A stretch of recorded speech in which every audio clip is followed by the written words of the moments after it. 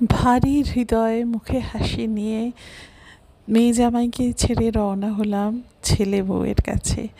এই যে ছেলে গাড়ি নিয়ে চলে গেছিলো এয়ারপোর্টে।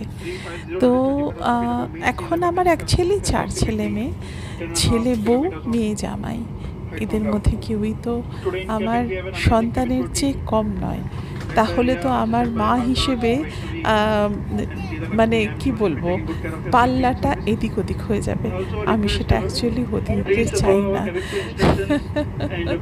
হ্যাঁ, অনেকে হয়তো বলবে ডিপ্লোম্যাটিক, কিন্তু হৃদয়ের সঙ্গে ডিপ্লোমেসি করলে খুব একটা সুবিধা হয় না মনে হয়, তাই না?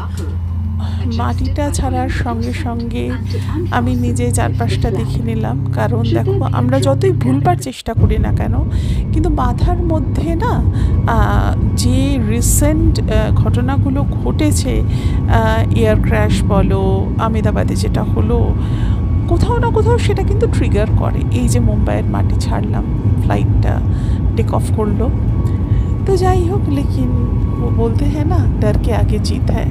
तो मैं भी वैसे ही सोचने लगी कि डर के आगे जीत है, क्यों सोचना, और हमेशा शुभ शुभ सोचना ही अच्छा है।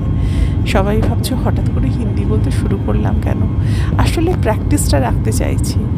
और हिंदी सबके समझ में आता है, ज़्यादातर लोगों के समझ में आता है, बंगाली हो या दूसरा कोई भाषा का हो। Almost everyone knows Hindi, understands Hindi. যাই হোক, তারপরে তো ফ্লাইটে যে সমস্ত অ্যানাউন্সমেন্টগুলো হয় সেগুলো হতে থাকলো রুটিন মাফিক, এবং ফ্লাইটের মানে পুরো জার্নিটা খুব স্মুথ ছিল, সার্ভিস খুব ভালো ছিল, কোনো অসুবিধা হয়নি, একদম কোনো অসুবিধা হয়নি নিয়ে। আর ফ্লাইটে যে খাবারটা পেয়েছিলাম, সেই খাবারটাও ছিল এত হেলদি। আমার ছেলেমেয়েরা সবসময় না, ওই যখনই আমি ফ্লাই করি, ওরাই তো টিকিট কাটে, আর ওরা না খাবারটা জানে আমি কীরকম ধরনের খাবার খাই। স্পেশালি ফ্লাইটে আমি কখনোই কোনো ননভেজ খাই না। তো ওরা আমাকে, আমার ছেলে আমার জন্য একটা, ওটাকে কি বলে আমি জানি না, ট্যাকো নয়, এই একটা বড় রুটির মধ্যে, এক্স্যাক্টলি একটা খুব সফট রুটি, তার মধ্যে ভাতও ছিল, তার সঙ্গে নানা রকম বিনস সেদ্ধ করা ছিল, এত হেলদি ছিল ডিশটা, এবং অনেক ভেজিটেবলস ছিল। তো আমি মানে ওইটা একটা খেয়ে আমার রীতিমতো, আর তার সঙ্গে আমার মানে ওরা জিজ্ঞেস করলো কিছু অপশানস ছিল ইয়েতে। এই দেখো কত বড় বিশাল মোটা ওই রোলটা ছিল, এবং আমি খুব খিদে পেয়েছিল। আর আমি এয়ারপোর্টে কিছু খাইনি। আমার মেয়ে জামাই অনেক করে বলছিল যে মা কিছু খেয়ে তারপরে তুমি ঢুকলাম না, আরে এখন আর খাবো না, ফ্লাইটে তো খাবোই। তো সত্যি তাই আমার মনে হলো আমি একদম ঠিক কথা বলেছি, না খেয়ে খুব ভালো করেছি। আর তার সঙ্গে ওই ক্যাপুচিনোটা, বাপরে বাপ, এত ভালো ছিল, এত স্যাটিসফাইং ছিল, কি বলবো।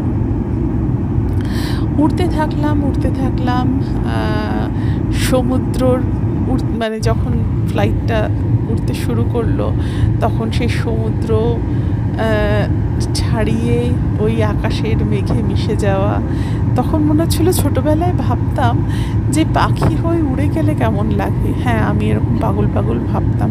আমি জানি না তোমরা আর কেউ এরকম ভেবেছো কি না কখনো, কিন্তু আমার ভারী মনে হতো যে ওই যে নীল আকাশ, ওই যে মেঘের যে ভেজা ভেজা তুলোর মতো মেঘ, ওর মধ্যে পাখি হয়ে উড়ে গেলে কেমন লাগে, ওদের কেমন লাগে উড়তে।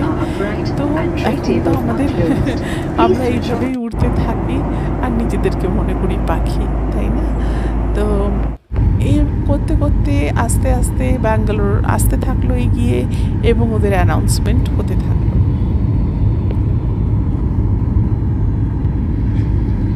এবারে ফ্লাইটের ল্যান্ড করার পালা, আর চলে এসেছি প্রায় মাটির কাছাকাছি। আগে না, আমি যখন প্রথম ফ্লাইটে, এমনিতেও ছোটোবেলায় বাপি আমাদেরকে মানে ফ্লাইটে অনেকবারই চাপিয়েছে, কিন্তু পরবর্তী সময় যখন ফ্লাইটে চড়েছি, পরবর্তী সময় আমার যেটা মানে সেই ছোটোবেলার পরে ফ্লাইটে চড়েছি আমি, আমার ছেলে মেয়েকে নিয়ে। আমরা কলকাতা থেকে চেন্নাই আসছিলাম, আর এত টার্বুলেন্স হয়েছিল। আমার ছেলে মেয়ে সেটা ছিল ফার্স্ট ফ্লাইট।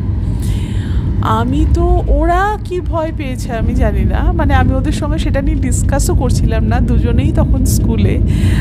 আর আমার এত ভয় লাগছিল, কারণ আমি না ছোটোবেলায় যখন ফ্লাই করেছি তখন আসলে রেইনি সিজন ছিল না, কোনো টার্বুলেন্স হয়নি, কিচ্ছু না। আর মানে সেটা ছিল আমার একটা সাংঘাতিক ভয়। আর তারপরে আমার ছেলেমেয়েরা তো করতেই থাকে ফ্লাই, কিন্তু আমার এখন আর সেই ভয়টা করে না। হ্যাঁ, সিজনড হয়ে গেছে এখন, আর মানে যখন মানুষ বুঝে যায় যে হ্যাঁ কারণটা কি টার্বুলেন্সের, তখন আর ভয়টা থাকে না। যাই হোক, এসে পৌঁছলাম ব্যাঙ্গালোর। দেখলাম যে কত চেঞ্জ হয়ে গেছে ভেতরটা। আসলে আমি যখন গেছিলাম তখন যে এয়ারপোর্টটা ছিল, পরে সেটা রেনোভেট হয়েছে, কিন্তু আমার কেন জানি না আমার আগের এয়ারপোর্টটাই বেশি পছন্দের। আগে যে সেট আপটা ছিল সেটা। ছেলে চলে এসছে আমাকে নিতে, ছেলের গাড়িতে করে যাত্রা শুরু। ছেলে আমাকে বলছে, মা তুমি এই প্রথম বলো এয়ারপোর্ট থেকে আমার গাড়িতে তুমি যাচ্ছ, বলো এর আগে তো ক্যাবেই গেছো। হ্যাঁ ঠিক কথাই, আমি যখন ব্যাঙ্গালোরে লাস্ট এসেছিলাম 2020-তে এসে 2021-এ গেছিলাম, তখন আমার ছেলে গাড়ি কেনেনি, তখন ছেলে বৌমা তখনও গাড়ি কেনেনি। ওরা গাড়ি কিনেছে কারণ কোভিডের ব্যাপারগুলো চলছিল ওই জন্য কেনেনি। তার পরবর্তী সময় গাড়ি কিনেছে। তো ও গাড়ি ড্রাইভ করে ও যায় কলকাতা, ও গাড়ি ড্রাইভ করে ঘুরতেই ভালোবাসে, যত দূরই হোক না কেন। ও গাড়ি নিয়ে যেতে ও কমফোর্টেবল, ও এবং আমার বৌমা দুজনেই ওরা কমফোর্টেবল নিজেদের গাড়ি নিয়ে যেতে। তো ওরা সব জায়গায় ঘোরে, সে লাদাখ বলো, আবার এদিকে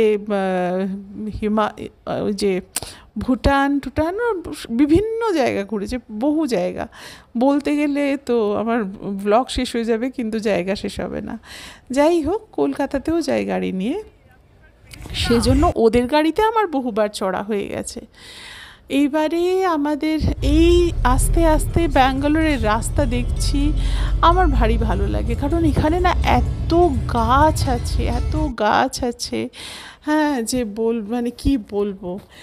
আর বিজয় মালিয়ার বাড়িটা দেখলাম, কিছুক্ষণেই ওই বাড়িটা দেখতে পাবে, পুরোটা তো দেখাতে পারবো না, কিন্তু একটা মানে কিছুটা হলেও দেখতে পাবে, এবং তার কি আর্কিটেকচার দূর থেকে হলেও সেটা অনুধাবনযোগ্য।